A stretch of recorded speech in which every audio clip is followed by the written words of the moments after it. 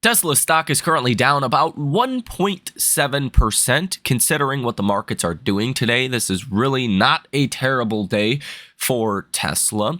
We did have some big news today for Tesla with the Model Y over in China. Juniper has officially launched. And obviously, we had the CPI report in which it feels like everyone is just way too over their skis here. I will explain what's going on, what the data was like today, the next big piece of the puzzle that we need to know. So first and foremost, before we get into your Tesla stock news today, we should go over the biggest negative thing that is happening today in our markets, which is the data that came out. And I say it's a negative because Wall Street's taking it as a negative, but I mean, just say it out loud, right? We're disappointed because the economy is strong. Doesn't that sound a little retarded? Sounds a little retarded to me, okay? The economy apparently is still doing very well, or at least the labor market. We came in at 256,000 job ads, way stronger than the estimate of about 164,000. Okay, so very strong jobs report. The unemployment rate was expected to hit 4.3%. It actually fell from 4.2% down to 4.1%. Average hourly earnings month over month came in line with expectations. That's actually good. Some people have called out average hourly earnings, people's wages are going up, so that could lead to more inflation, and that actually came in line with expectations, so that's good. Average hourly earnings year over year actually came in a little bit lower than expected at 3.9% versus 4% as was expected. Participation rate came in at 62.5%, same as the previous month. We were actually expecting that would go up to 62.8%. So not as great on the participation rate. Average weekly hours, same as expected, 34.3. Government payrolls, 33,000, higher than the expected 15,000. Manufacturing payrolls came in at negative 13,000 versus 29,000 as expected. And the non-farm payrolls private came in at 223,000 versus 135,000. So that was much stronger than expected. The U6 unemployment rate came in at 7.5% versus estimates of 7.9%. And this is the U6 unemployment rate is people who want to work but have given up searching, and those working part-time because they cannot find full-time employment. This is a 6-month low at 7.5%. So yeah, overall, if you want to just sum it up in one picture, strong jobs report. Now there's some people that point out it was really just part-time jobs. Full-time jobs actually fell over 300,000 for this month. Yeah, that's true. This report's not as strong as it looks like, but Wall Street only cares about what it looks like. So there's really no sense in trying to say that this was not a strong jobs report. It wasn't. If you actually look at full-time jobs, it was a weak report, but Wall Street doesn't care about that. They just care about these headline numbers. So what Wall Street cares about, it was a strong jobs report. What I think is also adding the 1-2 punch to this is the Michigan consumer sentiment. Okay, Michigan consumer sentiment came in lower than expected on the headline number at 73.2 versus estimates of 75. But look at this, 5-year inflation expectations were expected to rise from 3% last month up to 3.2%. They actually went to 3.3%. Okay, this was the steepest rise in 5-year inflation expectations since when? June of 2008. Let that sink in. This was the steepest rise in 5-year inflation expectations since June of 2008. Yeah, it's been a long time. Okay, now June of 2008, let's go ahead and pull up this whole period here. Boom. You're at 3.4%. So you actually went a little bit higher than where we were. And then what happened? You actually started to obviously come down as we were going into the 08-09 recession that really took more precedence heading into 2009. People are like, oh crap, yeah, this is going to be bad. Inflation expectations actually came down to about 2.6%. Now, this data, it doesn't tell you too much about what inflation's actually going to be. Okay, if you look at this over time, and I know people are paying a lot of attention to this, the 5-year inflation expectations, but if you actually look at this over time, it doesn't tell you too much. Okay, you've been high. Okay, since 2021 you started going higher, and it's been at very elevated levels, even though inflation has been coming down. So even though it just spiked up, doesn't mean that we're just guaranteed gonna have a higher round of inflation. And that's essentially what the markets are saying today. The markets are saying today, via the jobs report, via the 5-year inflation expectations, and the 1-year inflation expectations came in hotter than expected at 3.3%. Last month was at 2.8%, so that was a huge rise. We were expecting 3%. So 1-year, 5-year inflation expectations, all of it went higher today. But none of it really means that we're going to get inflation. Okay, what this is reacting to, let me just spill the beans for you, is Trump tariffs. That's what this is reacting to. Because people just have heard Trump's going to cause inflation with his tariffs. So we expect higher inflation. That's all it is. Okay, did you know, in fact, the last CPI report, if you exclude housing, was negative 0.47%? And housing in the last 2 CPI reports have actually fallen on a month-over-month basis. Now, they're still up like 1/3 on a month-over-month basis, right? So it's still really high. It's still running at, almost 4% on a year-over-year basis, shelter that is. But if that starts to roll over, that's all inflation really is at this point. So I actually think this is setting you up with a massive, massive opportunity, because everyone's expecting this inflation. They're drawing the conclusion that a strong labor market means guaranteed inflation, and that, my friends, is not true. We can have a strong jobs report and no inflation, or very low inflation. That is possible. And nobody is, putting that together. And everyone is expecting that we will get inflation because of things that have not happened yet. Okay?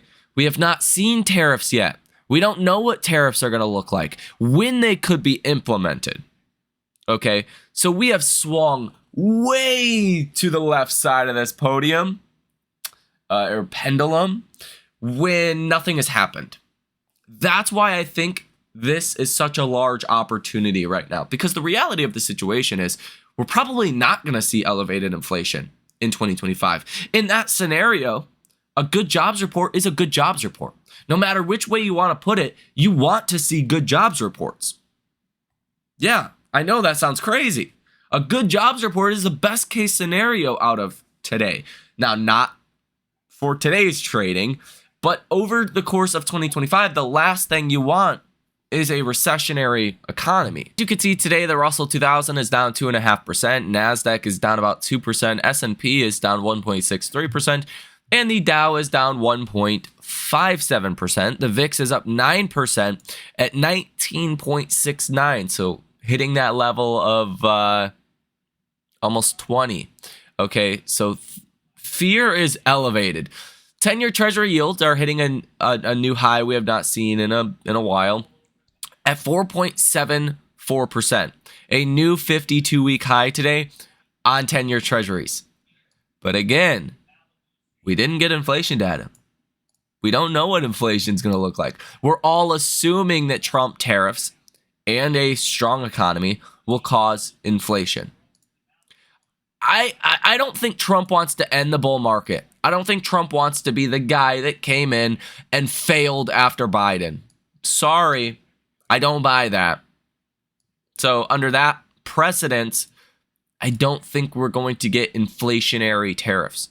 I think he has to do something to make it sound good, but it's not going to be tariffs that are inflationary. It's just not. And that is specifically why this is such a big opportunity at this point that I think you want to start taking advantage of. Here on the day today, CNN's Fear and Greed Index is at 27, almost an extreme fear. Unless this is the start of a new bear market, you want to be buying this. Percent of stocks trading above their 50-day moving average at 29.5% today, or 27% today, 27.85% today. This is a new low we have not seen since at least April of 2024. Anytime, again, you're in a bull market and 72% of stocks are in an active decline, you want to be buying the dip. Okay, whatever that dip looks like.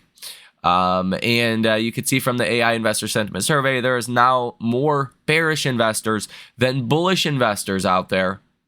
Again, with the backdrop that nothing has actually happened on the inflation front.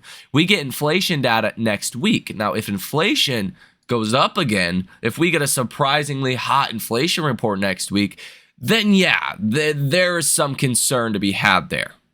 But until we get confirmation that inflation is skyrocketing as the markets think it is, nothing has actually changed. Besides, we have a strong economy, which, cry me a river, we have a strong economy. That's not a bad thing. The big news today, specifically for Tesla, that I actually think is helping Tesla to kind of hold up a little bit better. Tesla's only down about 1% today versus Apple down over 3%. A lot of your other big tech names down similar amounts. Is the new Model Y deliveries begin in March in China. This is the codename Juniper model for the Model Y, and it does come now in a couple different colors. My favorite here is this new Glacier Blue. I love this Glacier Blue. It looks incredible in my personal opinion. The Model Y comes with powered rear seats, which is cool, and the refreshed Model Y interior's pretty cool as well. You can see it comes in red, it comes in blue, it comes in white, as well as a stealth gray. Tesla's FSD V13.3 will improve highway speed and vehicle follow distance. The new Model Y comes with a front camera in the bumper. It also has a new peak charging rate of 250 kilowatt hours. Tesla is also selling a new Launch Series Model Y that comes with a rear lift gate badge. You can see that here. Puddle light badge, door sill plate word mark, charging console word mark, vegan suede for black interior, and all-wheel drive comes with acceleration boost. And look at this new interior for the Model Y. Looks absolutely beautiful. You can also see instead of 14 speakers, there is now 16 speakers in this Model Y. Tesla added this door speaker here that probably packs quite a new punch to the audio system. Tesla also says that the refreshed Model Y retuned suspension offers smooth handling, added comfort, more responsive steering, and a quieter ride. And the new Model Y has 3% more range than the old Model Y. The new Model Y also comes with a turn signal stalk. The steering wheel does not have the turn signal buttons like the new Model 3 has. Tesla is recalling certain Model 3, Model S, Model X, and Model Y vehicles. The computer circuit board may short, resulting in the loss of the rear view camera image. Tesla released an over-the-air software update free of charge. Tesla also will identify any vehicles that experience a circuit board failure or stress that may lead to a circuit board failure and replace the affected computers free of charge. And this is an image at night of the new Model Y, and yeah, how could you not love the new light bar in this vehicle? just looks gorgeous. So that is really the big news today for Tesla that is largely helping Tesla to hold up. Tesla only down about 1.3%. Again, might sound like, not a good day, but when the Russell's down 2.5%, the Nasdaq's down over 2%, Tesla only down 1.2, 1.3% is actually like a great day. Okay. Now, option activity in Tesla is pretty positive as well. You have 62 different trades totaling $59 million with a positive order value of 69%. Volume today for Friday's expiration, which is today, is 58% calls, 42% puts.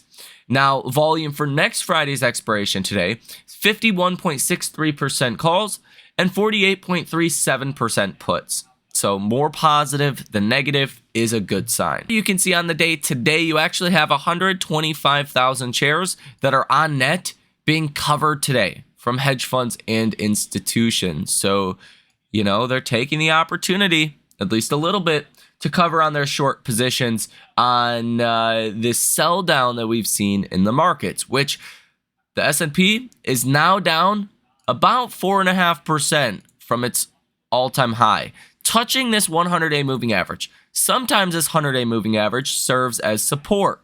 Sometimes you got to break down lower than that and kind of retest your 200-day moving average, which would be down here at about $552 on the SPY. So there could still be a little bit more downside here, but that really depends on the CPI report next week. That depends on new incoming data. I think you've fallen a lot for really the lack of new information that we've gotten, with everyone's concern again being inflation, when we haven't got any inflation data in a while. We get the inflation data next week, but assuming a lot is the markets right now. You can see the RSP is down about 1.44% today.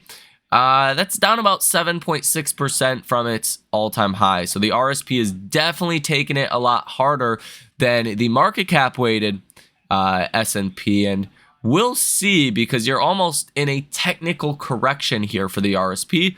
You should be due for some kind of stabilization here pretty soon. Tesla stock today over on StockTwits has its sentiment at 41, which is bearish.